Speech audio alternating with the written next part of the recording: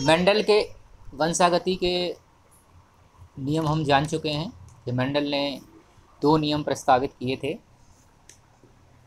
प्रभाविता का नियम और सेग्रीगेशन यानी कि पृथक्करण का नियम। एक जीन की वंशागति हमने पढ़ी या एक संकर क्रॉस या मोनोहाइब्रिड क्रॉस, जिसके आधार पर मेंडल ने अपने निष्कर्ष प्राप्त किए थे और अपने नियम बनाए थे। तो जैसा कि हमने जान लिया था, फिर से रिमाइंड करा देता हूँ कि जब भी हम मेंडल के अकॉर्डिंग एक लक्षण को लेकर क्रॉस बनाते हैं तो जो अनुपात प्राप्त होता है दूसरी पीढ़ी में कितना प्राप्त हुआ था, 3:1।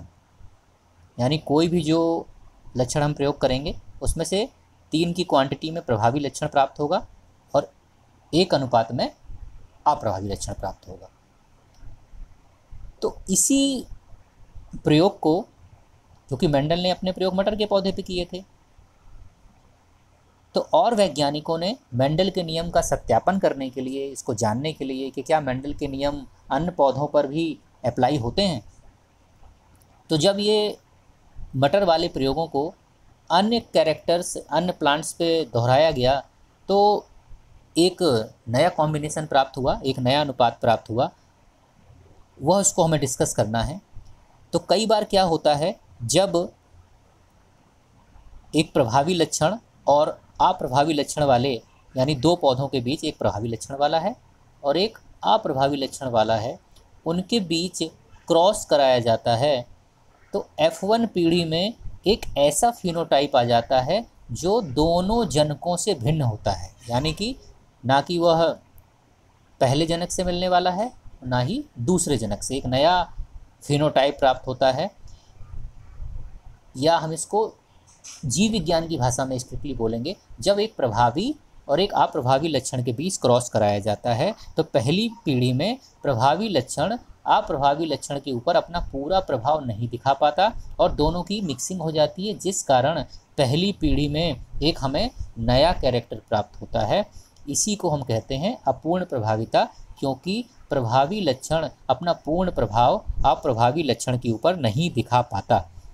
और इसका अध्ययन जो किया गया था वो एक गुलाबांस का पौधा होता है, जिसे हम देखा होगा, गुलाबी कलर का पौधा होता है, फूल होता है जिसका मिरेबिलिस जलापा या 4 o'clock प्लांट कहते हैं।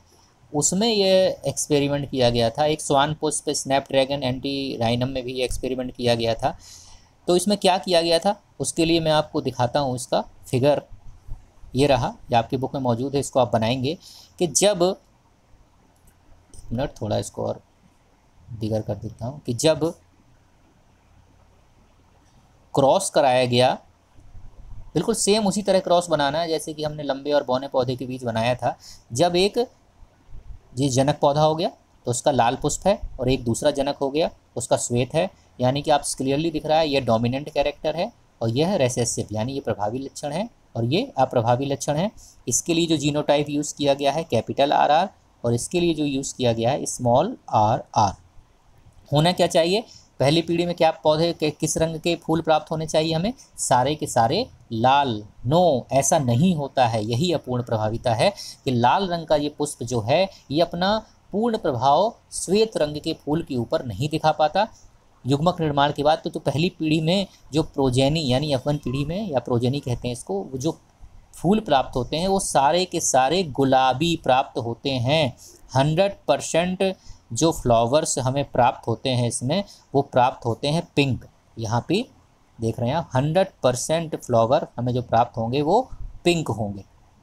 तो आप देख रहे हैं यह मेंडल के नियम के बिल्कुल विपरीत है, क्योंकि मेंडल ने बताया था कि जब भी एक प्रभावी और अप्रभावी लक्षण के बीच क्रॉस कराया जाता है तो पहली पीढ़ी में प्रभावी लक्षण ही अपना प्रभाव दिखाता है और सारे पौधे प्रभावी लक्षण वाले ही उत्पन्न होते हैं। लेकिन ऐसा यहाँ पर नहीं हुआ गुलाबांस के केस में। 4 o'clock प्लांट और मिलेबिलिस जलापा, यहाँ पे सारे जो पौधे प्राप्त हुए उसमें जो पुष्प का कलर था, फूल का जो कलर था वो गुलाबी था।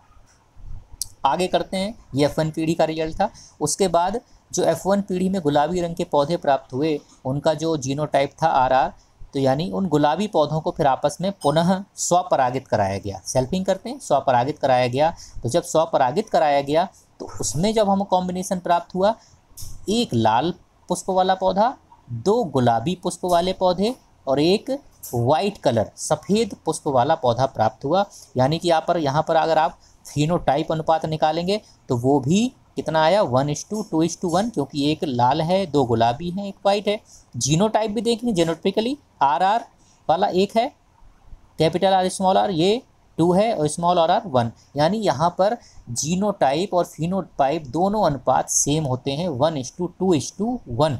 तो कई बार एग्जाम में घुमा के भी प्रश्न पूछ लिया जाता है, उस क्रॉस को बनाइए जिसमें जीनोटाइप और फिनोटाइप अनुपात हमें सेम प्राप्त होता है। अनुपात भी नहीं देगा वो, तो आपको ये तभी याद रहेगा जब आपको पता होगा अपूर्ण प्रभाविता के केस में ऐसा ही होता है। इनकम्प्लीट डोमिनेंस के केस में when a parent with dominant character is crossed with a recessive characters parent, then we will obtain only mixing character, not a fully dominant character। यानी कि पहली पीढ़ी में हमें प्रभावी लक्षण वाला पौधा उत्पन्न नहीं होता है, प्रभावी लक्षण अपना पूर्ण प्रभाव नहीं दिखा पाता है अप्रभावी लक्षण पे, यहाँ मिक्सिंग हो जाती है, इसलिए सारे पौधे गुलाबी प्राप्त होते हैं। उनको पुनः हम जब स्वपरागित करते हैं तो 1:2:1 के अनुपात में एक लाल पौधा, 2 गुलाबी पौधे और एक वाइट कलर का पौधा प्राप्त होता है। यही घटना अपूर्ण प्रभाविता कहलाती है और इसकी डिस्कवरी की थी कॉरेंस नाम के वैज्ञानिक ने। ये आपके बुक में नहीं है,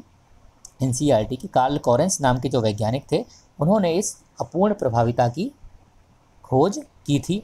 ऐसा ही एक एग्जाम्पल मुर्गियों के केस में किया जाता है, काली करगी और एक सफ़ेद कलगी। कलगी वो होती है जो मुर्गी के टॉप पे लगा होता है, बड़ी सुंदर सा उसका सिंग, उसे आप मुकुट टाइप का कह सकते हैं।